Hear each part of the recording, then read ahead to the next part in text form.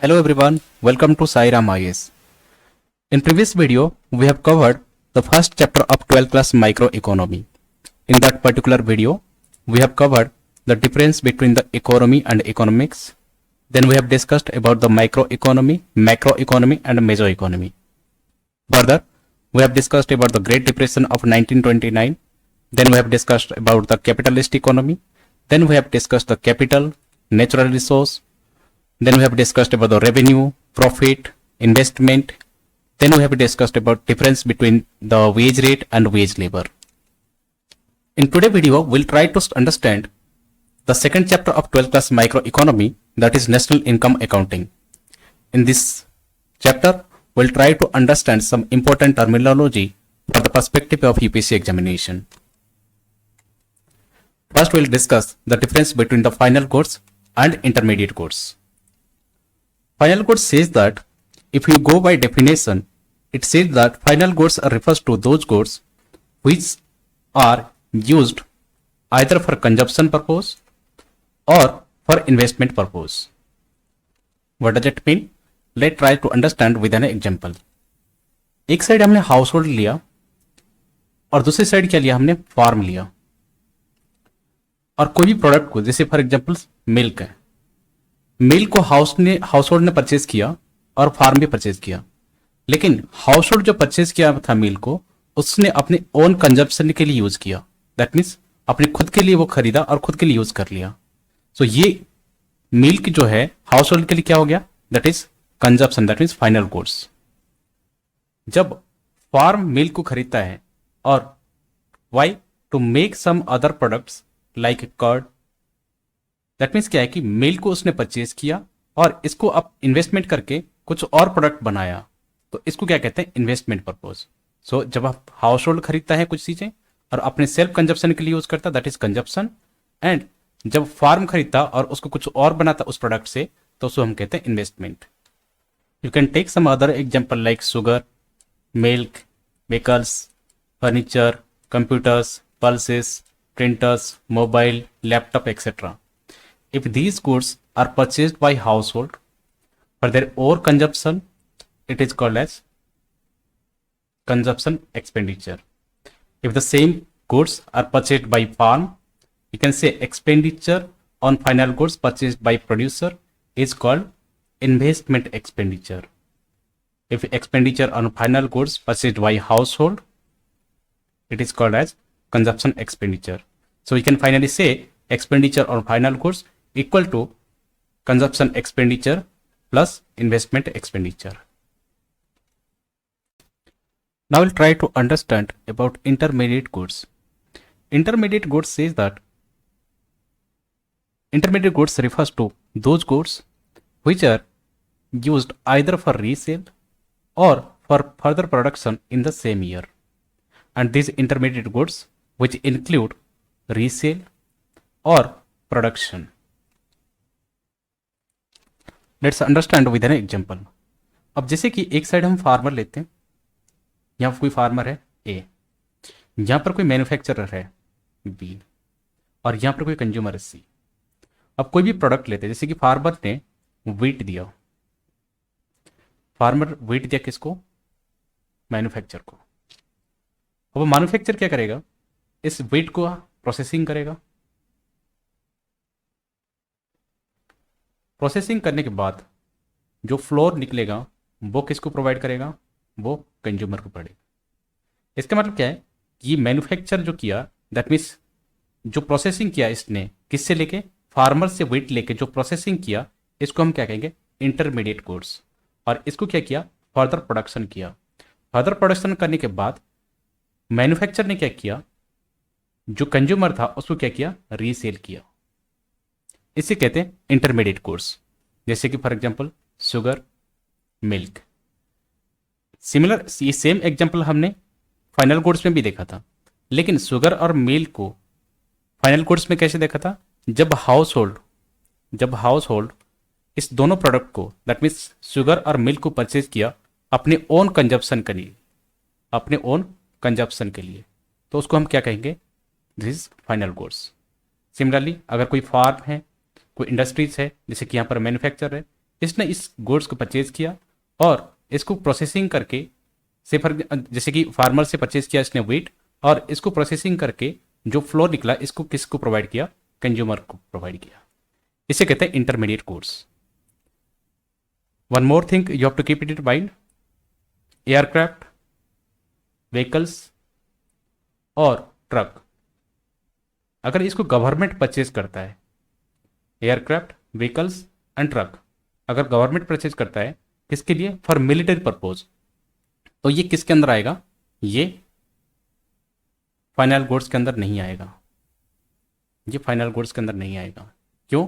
क्योंकि final goods के अंदर वो गुड्स आएगा जिसको मार्केट में सेल कर सकते हैं, लेकिन यहाँ पर एयरक्राफ्ट, व्हीकल्स, ट्रक जो है इसको मार्केट में सेल नहीं कर सकते। ये क्या करता है, गवर्नमेंट प्रोक्योरमेंट परचेज करता है इसको इसके लिए, मिलिट्री सर्विस प्रोवाइड करने के लिए, मिलिट्री सर्विस प्रोवाइड करने के लिए। So can say when government purchase aircraft, vehicles, truck for military purpose to provide defence service, these are called as intermediate goods. So I can say the goods can be said intermediate goods or final goods. It depend on the nature of use. Now we'll try to understand difference between the consumption goods and capital goods. Consumption goods says that goods refers to those goods which are satisfy the want of the consumer directly.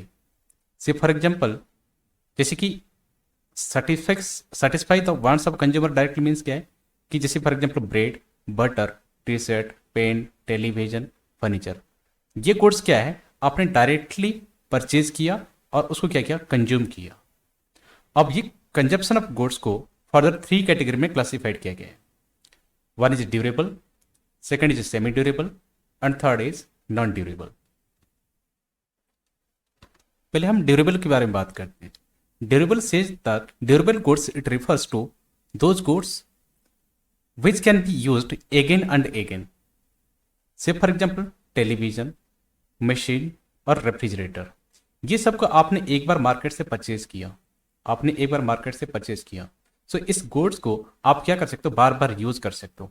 ऐसे नहीं कि आपने एक बार purchase किया और थोड़ा सा use करके 1 महीने 2 महीने के बाद इसको थ्रो आउट कर दिया, तो ऐसे नहीं होता। दैट मीन्स ये वो गुड्स है जो कि लॉन्ग टर्म के लिए चलते हैं, जैसे कि टेलीविजन, रेफ्रिजरेटर, मशीन, और यू कैन से बाइक कह सकते हो आप, यू कैन से मोबाइल,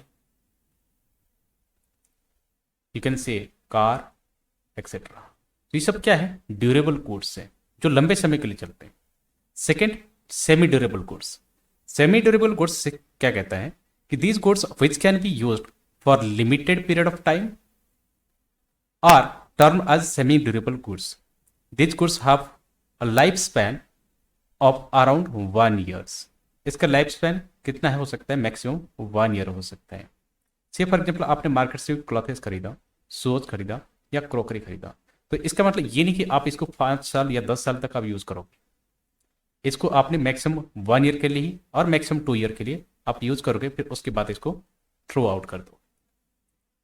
और लास्ट क्या कहता है, non durable. Non durable means क्या है कि these goods which are used of a single act of consumption, कि आपको सिर्फ एक ही बार यूज करना, उसके बाद आप बार बार यूज नहीं कर सकते। दैट इज नॉन ड्यूरेबल चीज। Single act of consumption are known as non durable goods. These goods cannot be used more than once. These goods are cannot use more than once. Like milk, bread, food item, grain, papers, etc. कि आप अगर paper को एक बार use कर लेते हो, से for example आपने पेपर को A4 शीट निकाला और इसको प्रिंटर में पुट कर दिया और आप प्रिंटर निकाल लिया, तो इसको बार आप दोबारा इसको यूज नहीं कर सकते, यूजलेस हो गया। आपने मिल्क खरीदा, एक बार कंज्यूम कर लिया, यूज कर लिया, अब दोबारा यूज नहीं हो सकता। ब्रेड, फूड, ये क्या है कि आपने एक बार इसको यूज किया, दोबारा आप यूज नहीं कर सकते। सेमी ड्यूरेबल में क्या है कि आप जो भी सामान खरीदोगे ये मैक्सिमम कितना, 1 ईयर या फिर 2 ईयर के लिए आप यूज कर सकते हो। और ड्यूरेबल जो है वो लॉन्ग टर्म के लिए, इसका लाइफ स्पैन ज़्यादा है लॉन्ग टर्म के लिए। सो ये हमने देखा कंज्यूमर गुड्स क्या है, कि कंज्यूमर गुड्स वो गुड्स होते हैं जिसमें Goods refers to those goods which satisfy the wants of the consumer directly. Example, bread, butter, t-shirt, pen, television and furniture etc. Consumption of goods में लास्ट में आता है service. Service says that service refers to non-material goods which directly satisfy the human wants and it is intangible activity. Intangible activity means they are, or you can say they can neither touched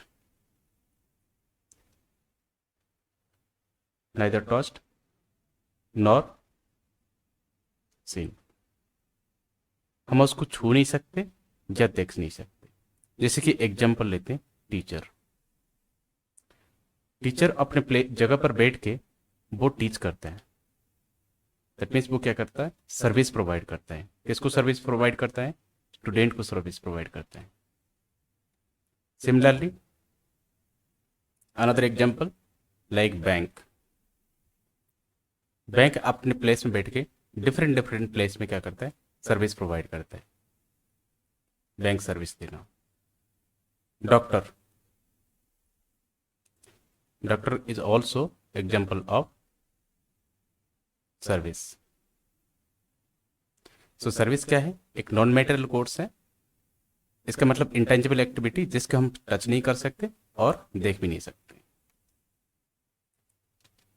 अब हम discuss करते हैं capital goods. Capital goods are those final goods which help in production of other goods and service. Other and goods and service means जैसे कि for example capital goods में कौन आएंगे, plant, machinery, equipment. ये सब क्या है, एक कैपिटल गुड्स है जिसकी हेल्प से हम क्या करते हैं, अदर गुड्स एंड सर्विस को प्रोड्यूस करते हैं. गुड्स एंड सर्विस को प्रोड्यूस करते हैं. इसको क्या कहते हैं, कैपिटल गुड्स. अब जैसे कि प्लांट या फिर मशीनरी, ये हमें क्या प्रोवाइड करते हैं, ये गुड्स एंड सर्विस प्रोवाइड करते हैं. सिमिलरली जैसे कि इक्विपमेंट, कोई मेडिकल इक्विपमेंट एग्जांपल ले लो कि मेडिकल इक्विपमेंट है. एटीएम है, जब अभी जैसे कि अभी हमने सर्विस सेक्टर में क्या देखा था कि टीचर हो, बैंक हो या फिर डॉक्टर हो या फिर एटीएम मशीन हो. ठीक है, ये क्या है, ये कैपिटल गुड्स तो है लेकिन हमें क्या क्या करते हैं, सर्विस प्रोवाइड करते हैं, गुड्स एंड सर्विस प्रोवाइड करते हैं. और जो भी कैपिटल होगा ना, इनकी जो लाइफ स्पैन है वो ज़्यादा ही होगा, मोर टाइम होगा. Used in future for productive purpose. जो भी कैपिटल गुड्स आपने परचेज किया, इसको फ्यूचर प्रोडक्टिविटी के लिए हम यूज़ करते हैं. और अगर उसको बार बार यूज़ करते रहेंगे तो फिर क्या होगा, ओवर पीरियड ऑफ टाइम क्या होगा, उसको रिपेयर करने की ज़रूरत है क्योंकि उसकी वैल्यू जो है डिप्रिशिएट हो जाएगी धीरे धीरे. Over period of time value क्या होगी, डिप्रिशिएट हो जाएगी.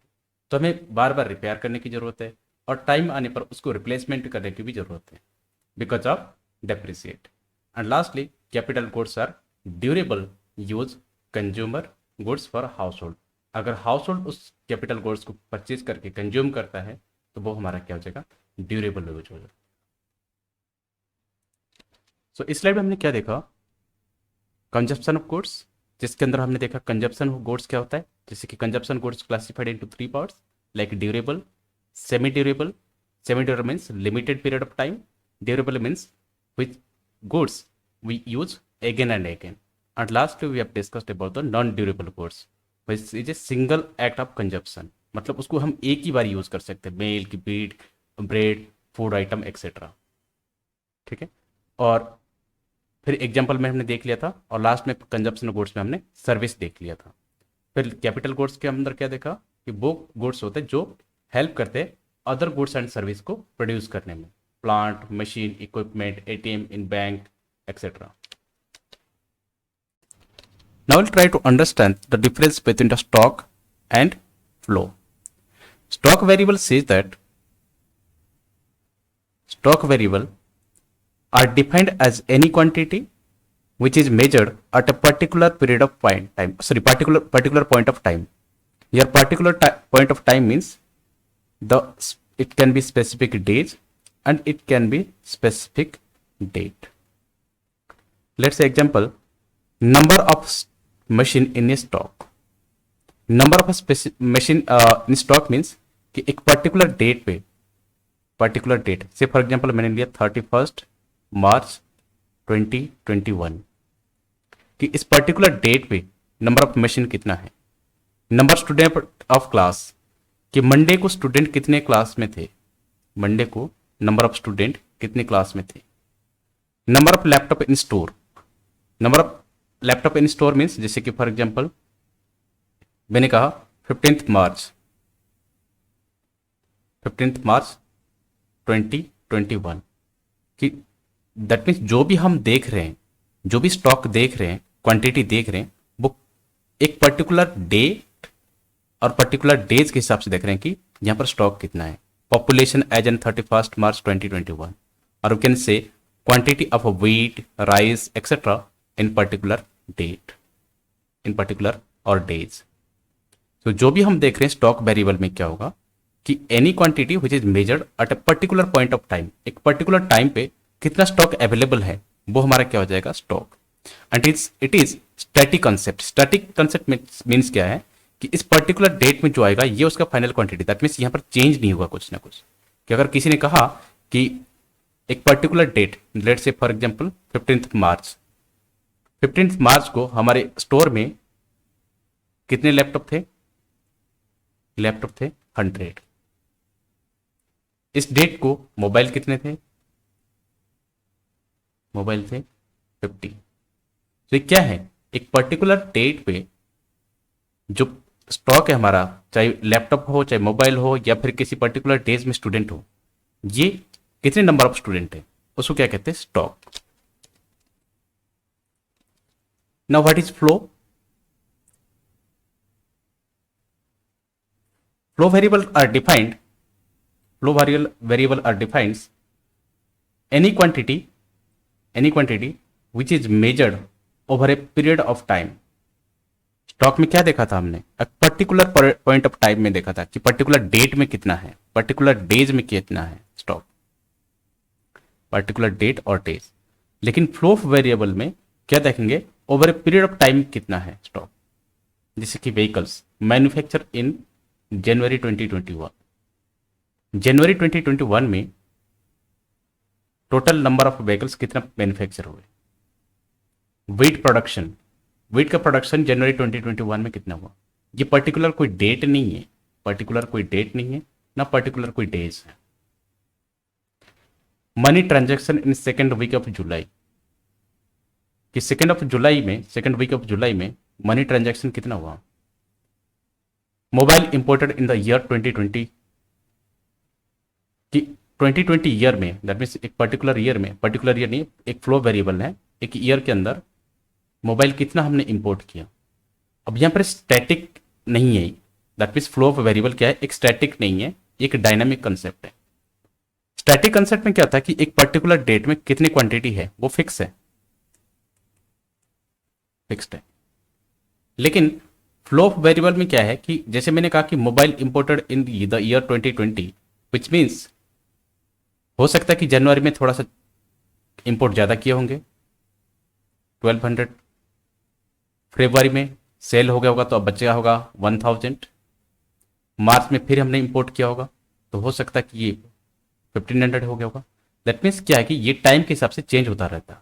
तो जो हम over a period of time लिए, इसका मतलब यहाँ पर्टिकुलर कोई डेट नहीं है, पर्टिकुलर हमने डेट नहीं लिया, एक क्या लिया, पीरियड ऑफ टाइम लिया, जैसे कि ईयर, पर्टिकुलर ईयर ले लिया, या फिर सेकेंड वीक ले लिया। तो हम कह सकते हैं जो over a period of time, it can be a year और it can be a week और it can be month. So it is not a static, it is dynamic in dynamic concept and change in nature. ये time के हिसाब से ये क्या होगा, change होता रहेगा। सो ये हमने देखा स्टॉक एंड फ्लो के बीच में क्या डिफरेंस है।